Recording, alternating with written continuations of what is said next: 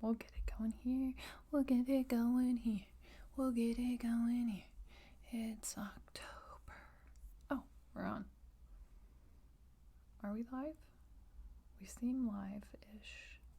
The button says live. Okay, now we got a live timer. We're live. Let's go. Hey, welcome to the Death of a Dream podcast, where we're working on adjusting volume tones so we do not wake up the 4-year-old. It's important. It's actually vital and essential for me to be able to do this work. So we're going to adjust a little bit. The time has come. Let's go ahead and ground ourselves in our greatness. We do this every day because I need everyone in this community to practice their greatness, to own it, to love it, to live in it, and to be moved by their greatness, to be ready for their greatness. Just can't stop, won't stop. Okay, so my great thing from yesterday was I had seen this recipe for white chili. And my family is we're not big soup people, but I had just had this want to make a soup. And if you know me or you don't know me, there's a pretty good chance that I mess up toast. I would say 80% of the time that I'm preparing it.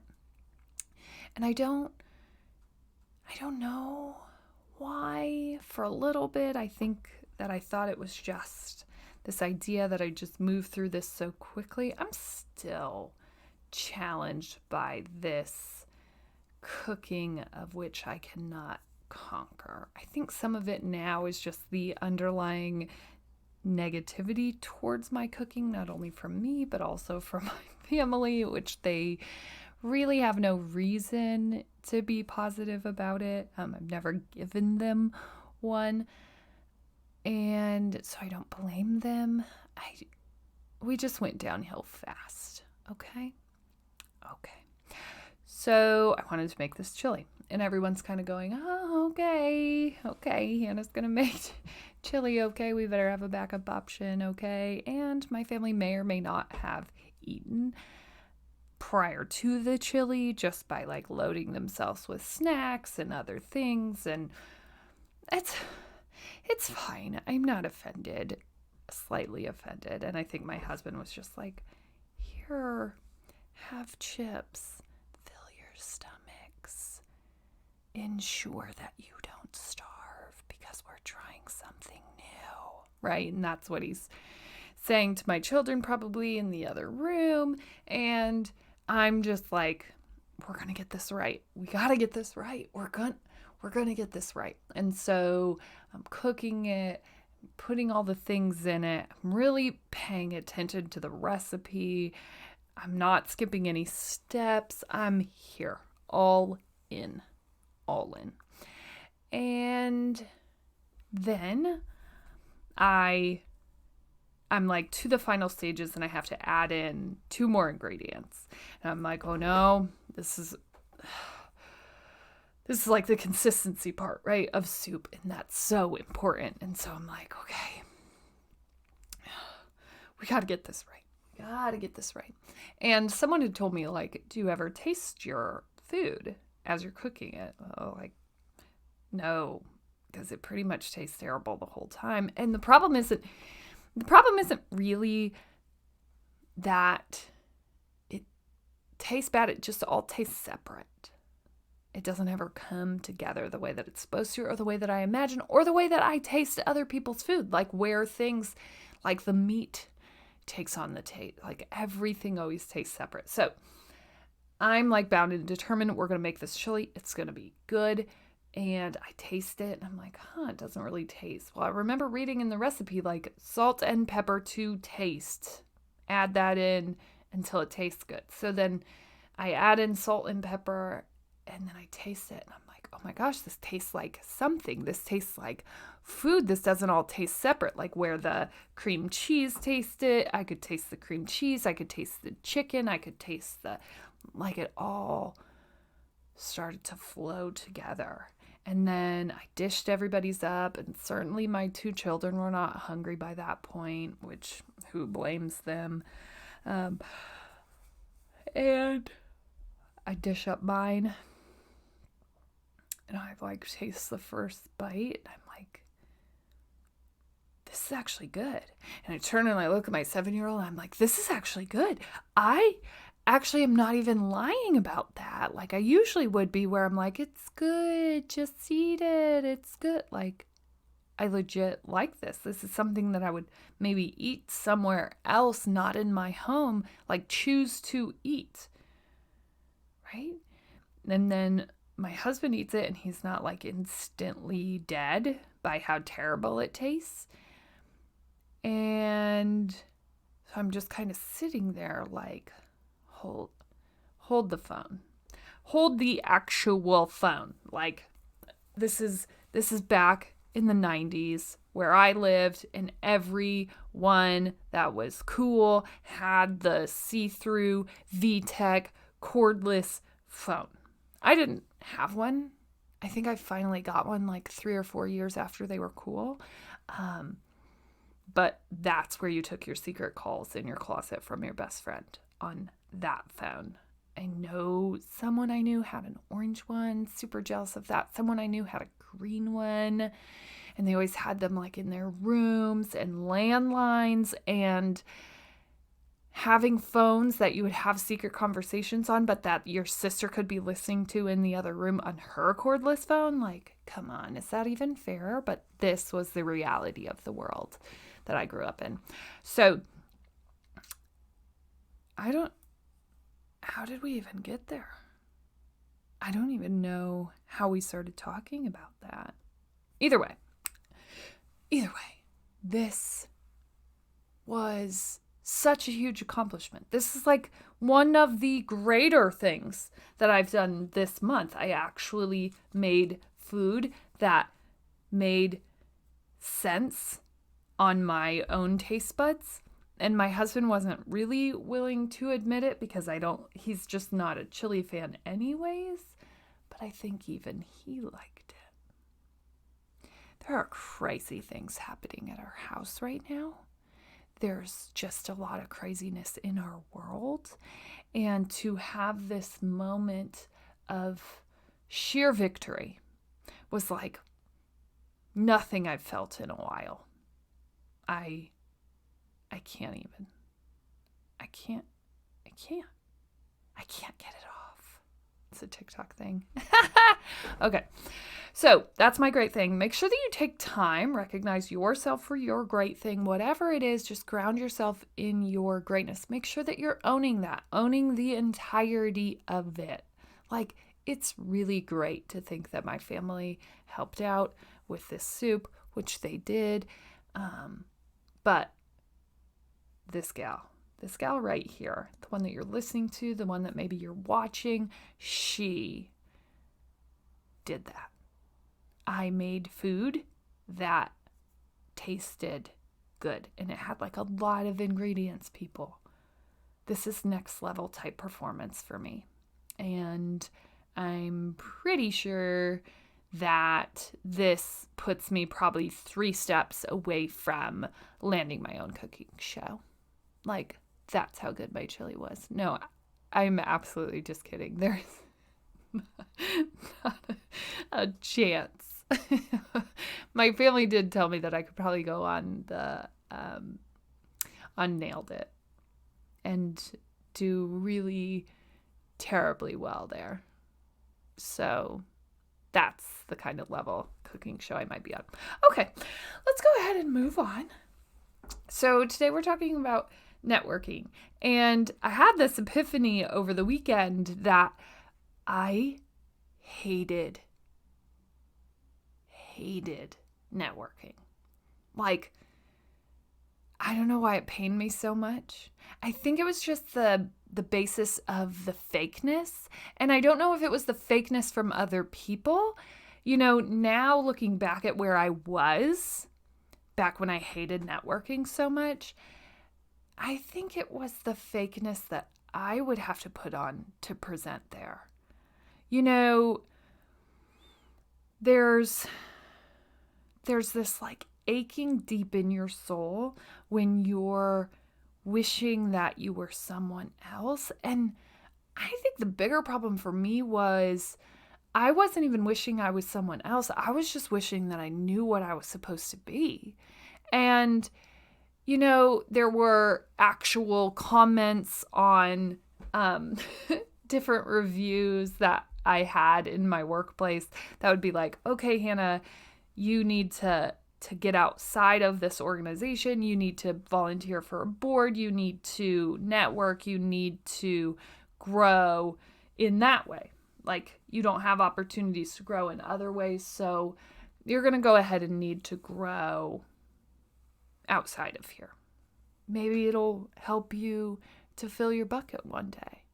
Right? And so for me, it was like, oh, okay, so that's what we do. And I was really trying to like, what do I care about? What means something to me? And nothing clicked with where I was at. Not that things didn't mean anything to me, just that from the place I was working from, I knew that it wasn't true to me. That the only reason that I would be taking that step was in self-promotion, right? Like, it wasn't because I necessarily cared or didn't care. It really was in the advancement of myself, not in the pursuit of helping. It wasn't coming from a helping place. It was coming from a helping me place. And I think that's why I struggled with it so much. It wasn't that I hated networking. It was that I hated networking purely for the advancement of myself. It actually pained me because there were no pure intentions in the room. If that's why I was there, it was really hard for me to judge if that's why other people were there or not, right? And I didn't know if people wanted me or wanted what I was about or wanted the connections with who I was. And since I didn't believe or know who I was, it was really hard for me to show up and promote this person. So it was like a double-sided negative, right? Where I'm not only promoting a person that I don't even really know, right? Myself. I'm also promoting and just doing it for the wrong purposes. And that pained me. And so I hated networking. I really just threw it off of the table as like, I'm not doing that. I can't just sit in rooms in order for people to develop good opinions of me if that's the only reason I'm sitting here. Right? And so many times that's what we're told. Like, just show up to the room, just do the thing. That's kind of the box that you have to check in order to get your name out there. Right? But there was no pure intention for me. It wasn't that I didn't want to do that work. It was just that I knew the majority of my intention lied within my own self-promotion. And that was hard for me to sit with as someone who prides themselves on authenticity, as someone who really just like loves doing things and giving. It just felt like it was all take. It felt so unpure to me. And now I'm networking all the time. And that seems crazy because I promise you, you can ask of my closest colleagues. You can ask some of them, Kelly, where you at, girl? I promise you that there was there was a conscious disstatusing of networking. Like, I hated it because I could judge the room instantly. And what my judgment was commonly was that most people were here for the advancement of themselves, just to meet people, to try to see how they could kind of use them in other ways. And I know that that's not the basis of networking. And I know that that kind of is the basis of it, right? Like, you're always supposed to be meeting, but it always just felt so thirsty to me. Like, that I couldn't even judge pure intention if I wanted to, because I went into it with this judgment of my own, because I knew that that was the place that I was coming from. And so it was hard for me to see pureness in any of it because there was none in mine. So now, here we are, new life, right? Ready and rising in this new world, in this new life. And I network every day. And it's funny because I was so sworn against it. But now, one, it's on my terms. So I know the pureness of my own intention. That's very important, right? Like, I'm going out to serve and help because I want to, not because there's going to be some sort of back end payout. Like, if that's what I was looking for, I definitely would be structuring things a lot differently. I would definitely make people do things to help with what I'm trying to do.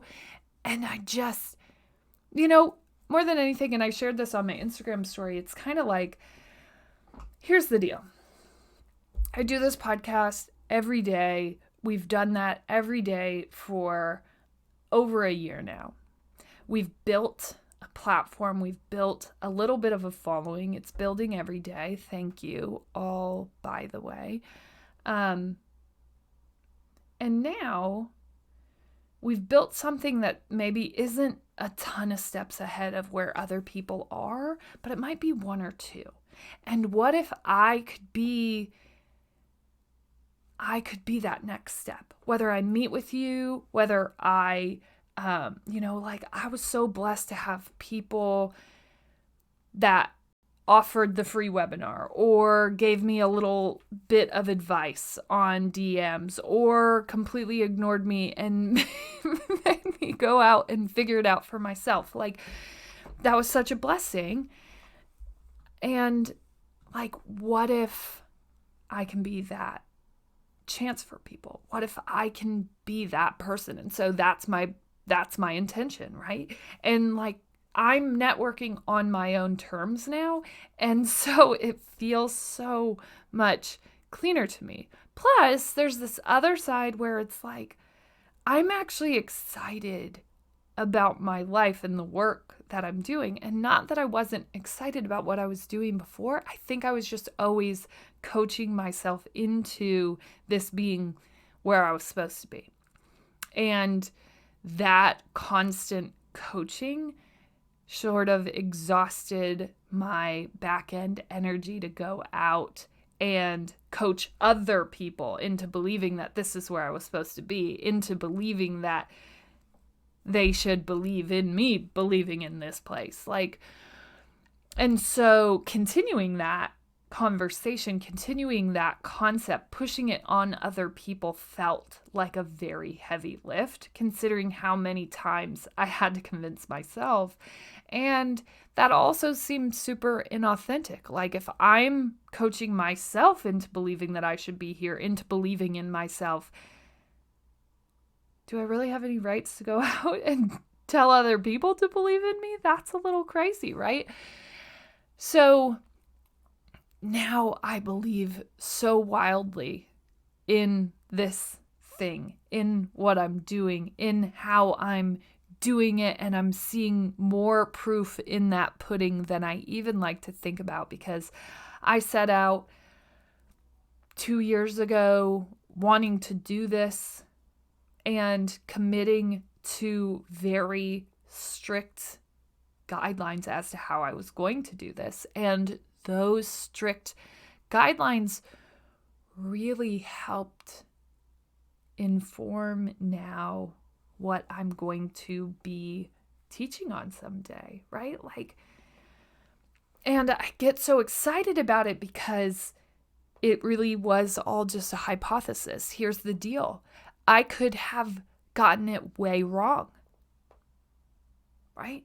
It could have been so untrue. That's a huge stake to take.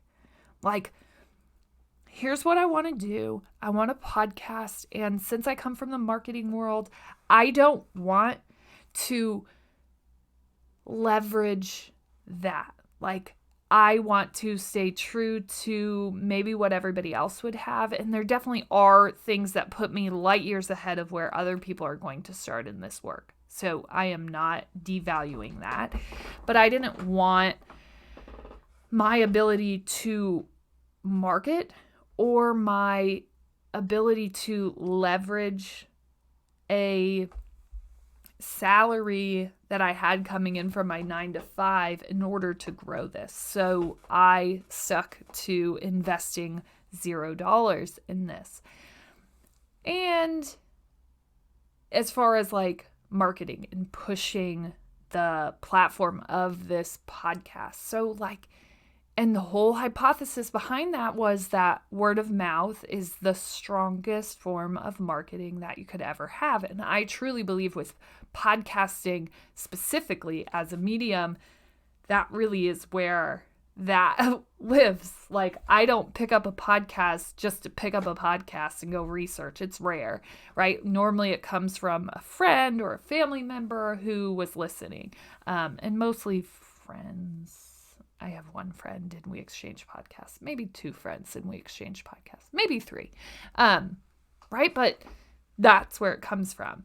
And so that's how I started. I just said, I don't ever want to put marketing dollars behind this podcast. I am going to trust that it will find the right people, that we will find our audience if we just keep going and we just keep serving and finding people and networking. And now we're just starting, right? We're in season 2. So we're just starting to expand the breadth of this. And the breadth of it really is coming from a place of service. I got a chance early on in my podcasting career to be a guest on someone's podcast, and she didn't have any parameters and there were no limits. And that one thing led to my belief that I could do this. And so now, I want to be that person for other people. We've been having guests on that are coming on and talking about their experiences. I'm kind of telling their side of the story. I will be interviewing one of my first listeners, probably the end of this month. I think it will end up kind of fitting in there. And she's going to be talking about her experience with one of the topics that we covered a couple of weeks ago. And, I didn't ever know. I always knew that I wanted to do interviews, but I didn't ever know how that would work out. And by some genius form of just the world serving up what you need when you need it, interviews started happening. And I don't know, but here's what. What if my interview or meeting with you or you getting to hear my story becomes the rebirth of your dream? What if the death of my dream allows for other people to live theirs? What if it creates this freedom or this allowance or this belief that you're better, that you deserve more?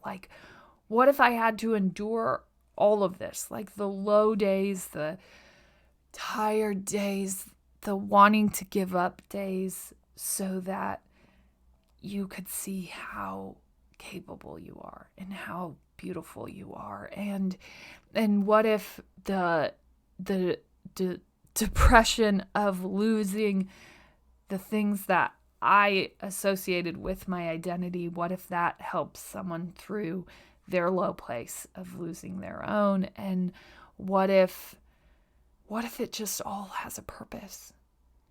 And the beauty of that purpose just gives someone freedom to keep walking, to keep going, to keep believing, even when everything is telling you to not. Because sometimes the exact moment that you want to quit, like you're 2 more steps away from breaking through. If you just keep going and believing and knowing that this would not be put on your heart if it didn't have a purpose. Like, it's supposed to be there. Like the stages, the things that you see in your visions of what you wish you could be. There's a reason. There's something there. It's going to play out. Just keep following it. Gosh, I met with someone this week and oh my gosh, she's going to change the world inevitably. Because everybody is. And so I met with her this weekend, and I'm lucky enough that I'm going to get to wear some of her prototypes for the clothing line that she's going to produce. And we've obviously been talking about, and if you missed out on some of our minimalist type movements and podcasts, you can find them. They're there. But she's creating a clothing line with that minimalist mindset, right? And so all of her pieces are like multifunction, super light and easy to pack, anti-wrinkle. Like, I can't even believe that this exists. And the cooler thing is it exists, and she actually lives right in my area, and she's starting to make this happen. And so on Thursday, if you are attending the event that I'm speaking at, because I'll be speaking on storytelling and selling. Really, it should probably be serving, but here we are. So she lent me some of her prototypes to wear, but the bigger thing is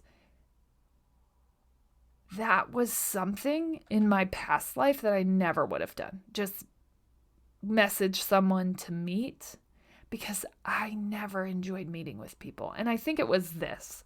I think it was, one, the lack of purity in my intention, and I knew that. And so I couldn't sit there and just fake it. And I knew that there was probably a lack in their intention. And so it was really hard to sit just in the fakeness for me. 2, I don't know that I had the energy to keep convincing not only myself, but also other people that this is what I was here to do. And it was a constant coaching of like, okay, yep, this is perfect. This is where you're supposed to be. Yep. Keep going. Keep telling people, keep talking to people. Okay.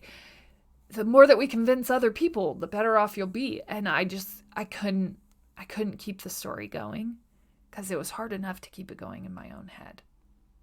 And I sort of knew deep down that it just wasn't right, but I wanted to believe that it was, because it was going to be so much easier than what I really wanted.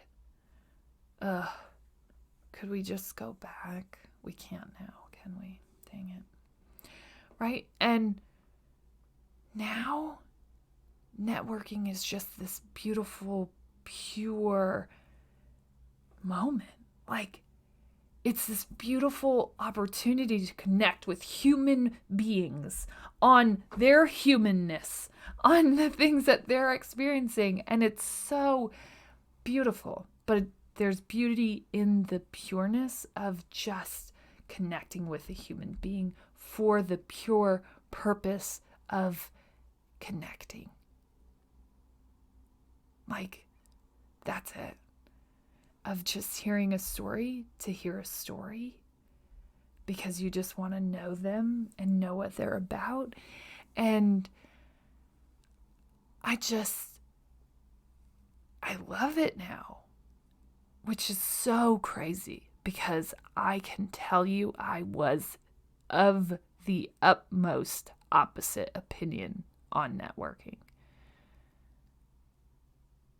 So, hopefully this helps you to challenge your mindset on networking and how we do it and the why behind it. As always, you're smart, you're strong, you're beautiful. What are you going to do? Change the world.